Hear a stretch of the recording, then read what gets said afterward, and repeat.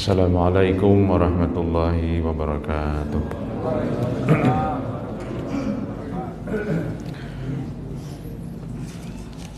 Bismillahirrahmanirrahim. Alhamdulillahirabbil alamin. Assalatu wassalamu ala asyrafil mursalin nabiyika wa rasulika wa habibika Muhammadin wa ala alihi wa ashabihi ajma'in. Rabbi shrah li sadri wa yassir li amri wa hlul 'uqdatam min lisani yafqahu qawli, amma ba'du. Bapak Ibu jamaah salat subuh Masjid Al-Muhajirin yang dirahmati Allah. Syukur alhamdulillah subuh ini kita sehat-sehat dan kita sudah menyambut beberapa keluarga, teman, sahabat yang datang dari melaksanakan ibadah haji, karena rangkaian ibadah haji selama kurang lebih 5 atau 6 hari telah selesai, mulai dari hari ke-8 tarwiyah, hari ke-9 wukuf, dilanjutkan dengan bermalam di Muzdalifah, kemudian melempar Jumratul Aqabah malam hari raya, kemudian kembali ke Mina untuk selama 3 hari tasyrik ya. Ada yang cuma 2 hari tasyriknya, namanya nafar awal. Setelah itu selesailah rangkaian ibadah haji. Tentu bagi mereka yang ingin kembali ke sana, ya saya kira sebaiknya berhaji hanya sekali saja ya. Karena kita memberikan kesempatan kepada saudara-saudara kita yang belakangan belum pernah ke sana. Ada satu buku yang kontroversial saya baca baru-baru ini, judulnya Haji Panggilan Setan. Wah, ini apa saya bilang ini isinya ini? Penasaran saya. Ternyata itu tadi, ada orang yang berhaji berkali-kali, motivasinya hanya ingin dikatakan sebagai orang hebat, orang kaya, orang suci. Sementara dengan kedatangannya ke sana menyebabkan saudara-saudaranya yang belum pernah ke sana dan sudah mendaftar harus tertunda. Maka dia katakan haji panggilan setan. Wah, saya bilang ini hebat juga buku ini, berani juga buku ini ya. Nah, itu kalau mau membaca nanti cek di Google ya, klik aja itu buku Haji Panggilan Setan. Ya tentu kita tidak sepakat semuanya dengan tulisan itu, tapi rasa-rasanya juga ada benarnya juga. Nah, kalau ternyata motivasinya ingin riya ya, ingin dilihat, ingin ujub, dianggap takjub.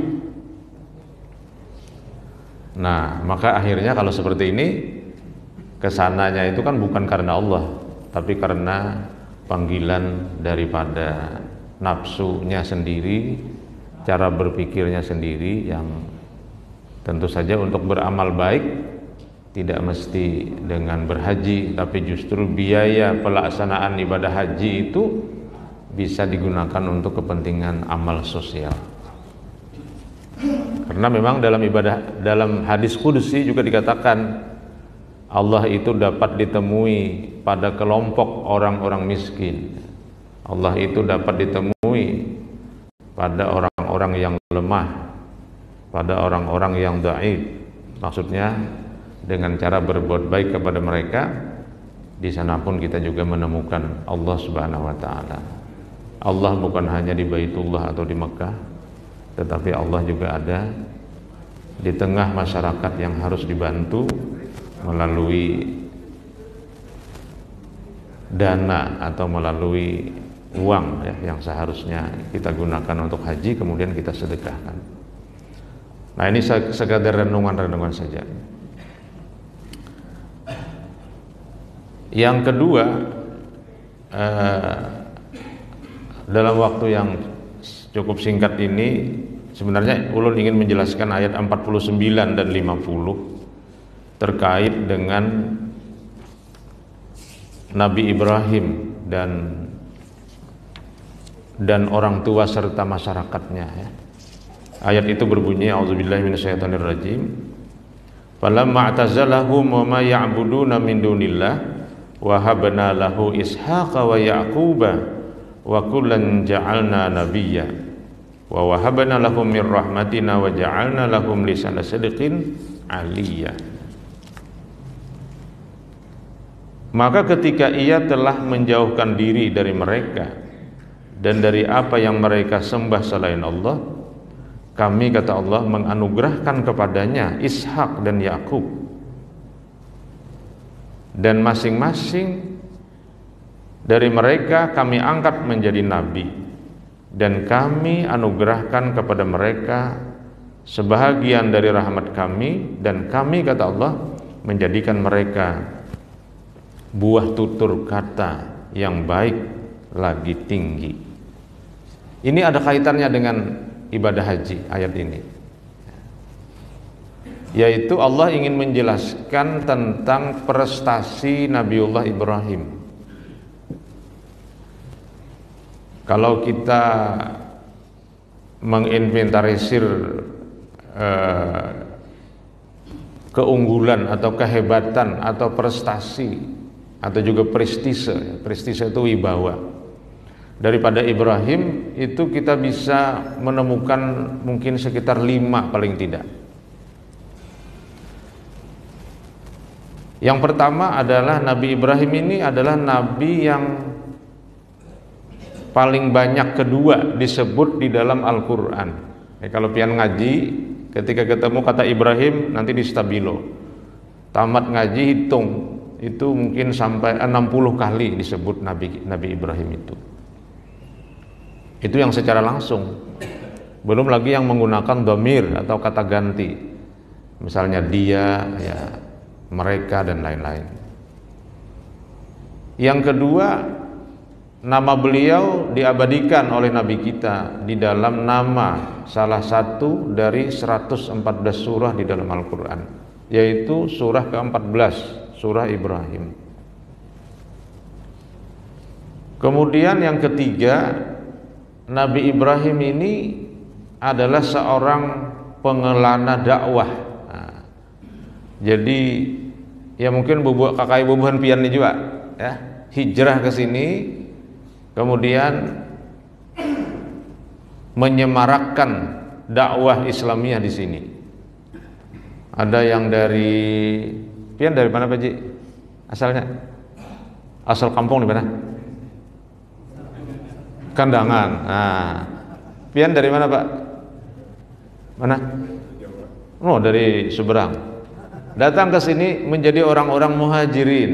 Nah, tapi sekarang perjalanannya mudah. Dari Surabaya ke sini lebih cepat daripada dari sini ke Kandangan. Nabi Ibrahim berkelana mendakwahkan agama itu mungkin ya dengan onta atau dengan kuda paling cepat pada waktu itu. Beliau lahir di Ur namanya. Ur itu bagian tenggara atau mungkin selatan lah daripada Irak.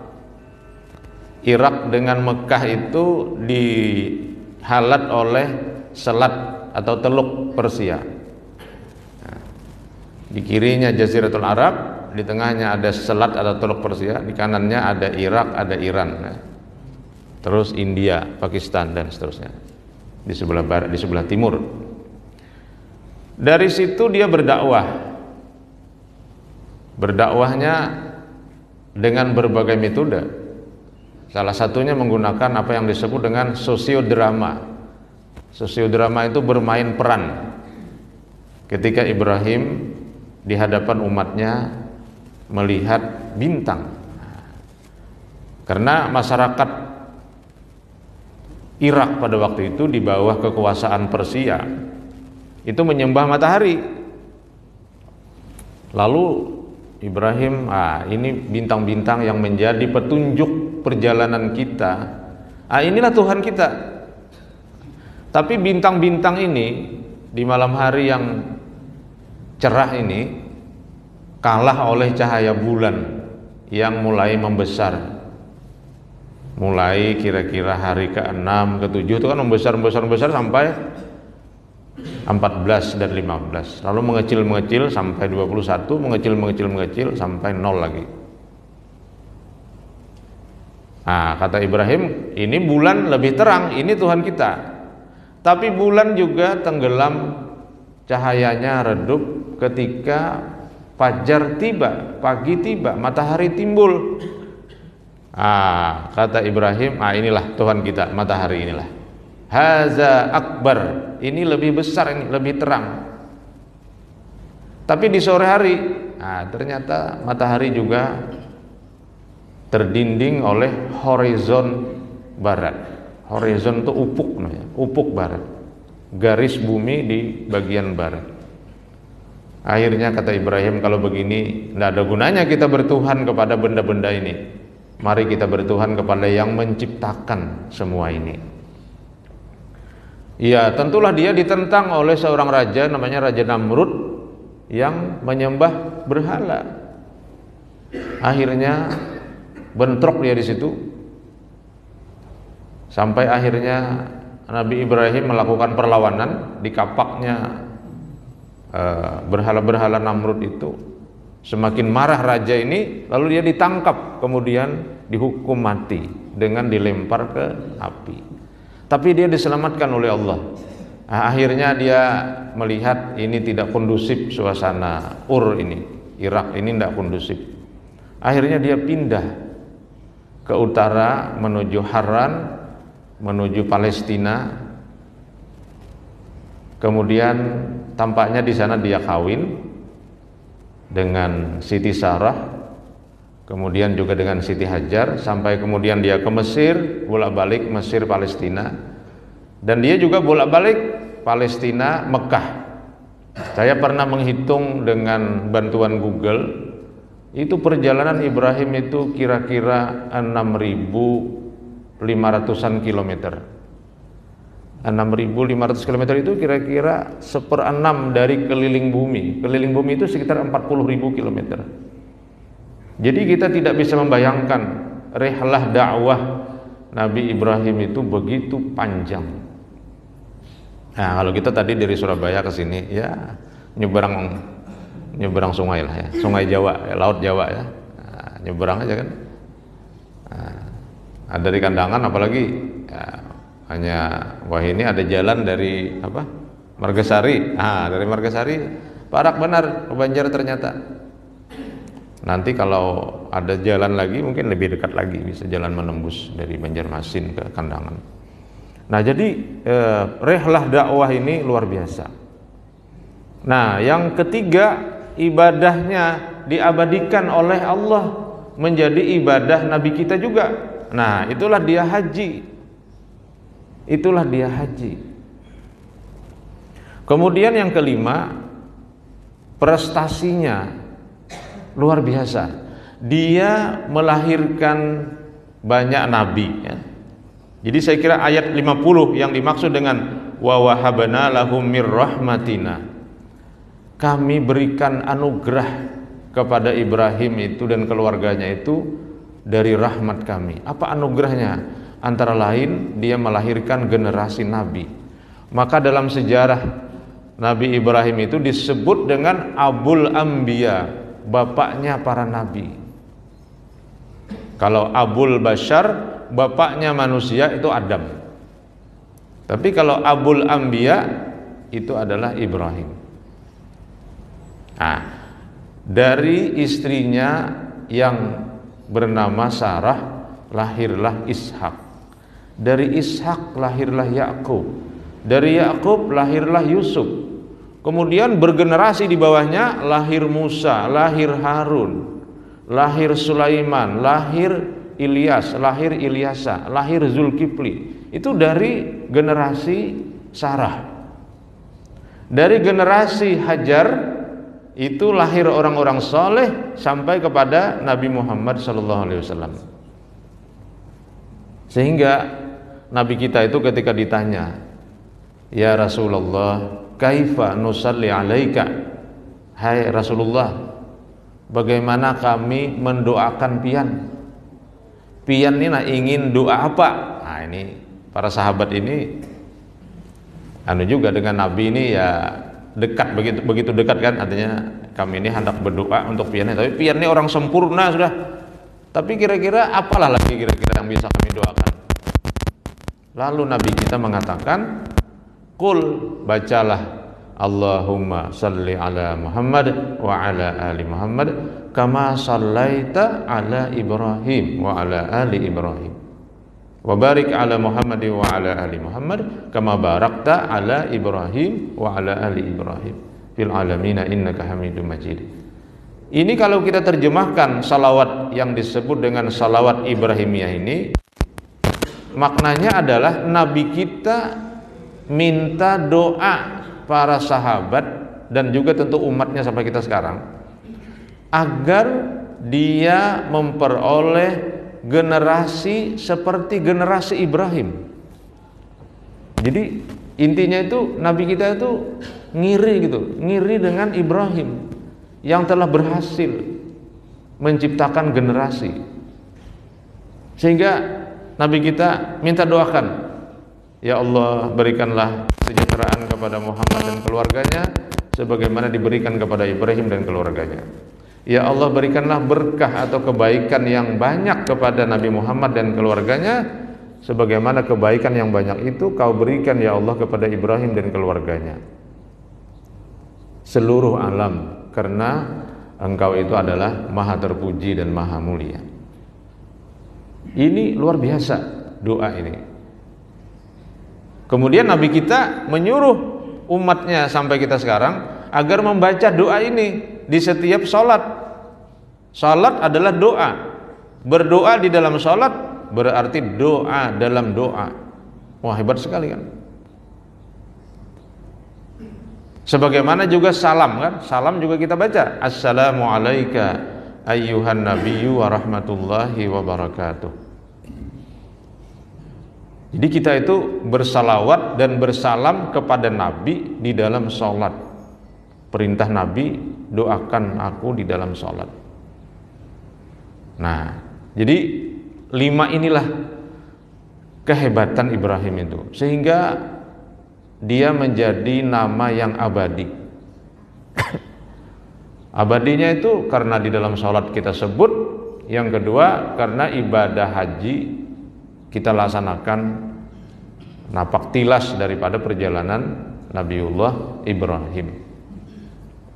Maka orang yang mau berhaji atau mau umrah sebaiknya dia membaca sejarah Ibrahim ini supaya ketika sampai ke sana bukan saja mengenang Nabi kita, tapi juga mengenang Ibrahim dan keluarga alaihi wassalatu wassalam. Nah, di dalam surah Al-Isra ayat 71 dan 72, saya ingat saya, surah Al-Isra itu surah ke-17 ya. Di situ dikatakan bahwa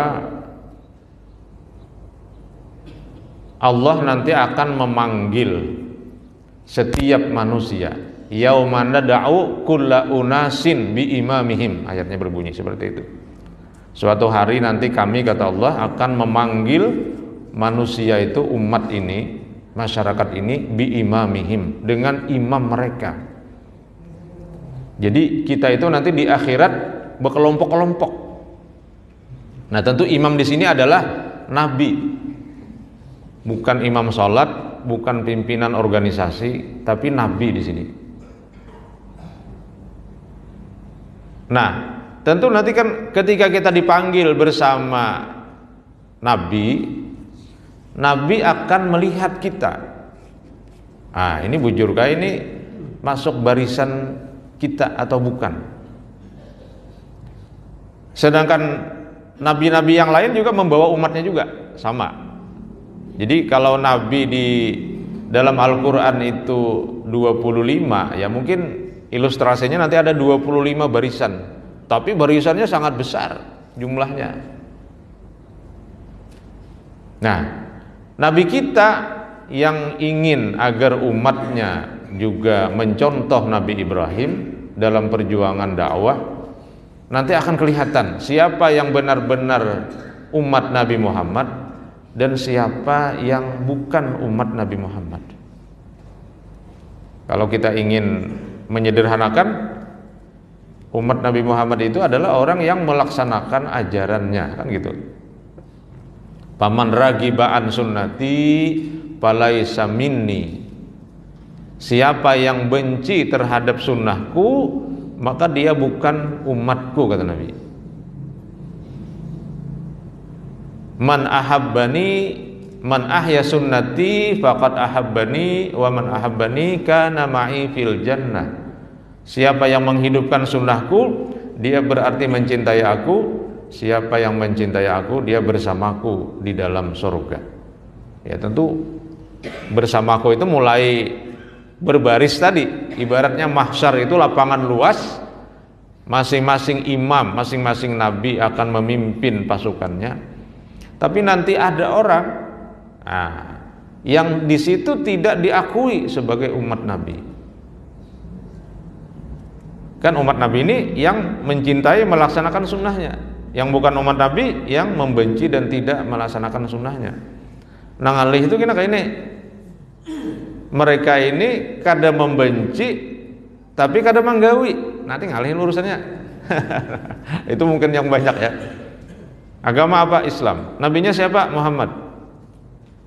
Nah, sholatnya gimana? Ya menggeritik hati, sholat kalau ada parai. Ini ya, ini mah antara katanya. Orang-orang yang mah antara ini susah ya. Jadi setiap nabi nanti akan membawa umatnya. Mungkin dengan logika kita berpikir kan kayak apa orangnya yang miliaran ini membaris berapa baris. Itu kan bayangan kita. Tentu teknologi Allah itu lebih canggih daripada teknologi yang kita kenal selama ini. Sama aja catatan amal, Umajar berapa mencetak buku rapot kina catatan amal itu dijulung satu-satu. Itu kan teknologi manual kita berpikirnya. Kan ada catatan amal. Siapa yang mengambil dari tangan kanannya dia selamat. Oh berarti ada kitabnya, ada catatannya, ada bukunya. Berarti Tuhan di mana mencetak nih? Itu nanti akan ditentukan, menafsirkannya itu mungkin 100 tahun lagi atau 200 tahun lagi. Ketika dunia ini betul-betul kita lihat begitu canggih, dan kecanggihan itu masih jauh di bawah kecanggihan Tuhan. Karena Tuhan yang menciptakan segala-galanya. Nah sekarang aja kan orang bisa seminar ribuan orang, tempatnya di mana? Ya tempatnya di kamar ukuran 3x3.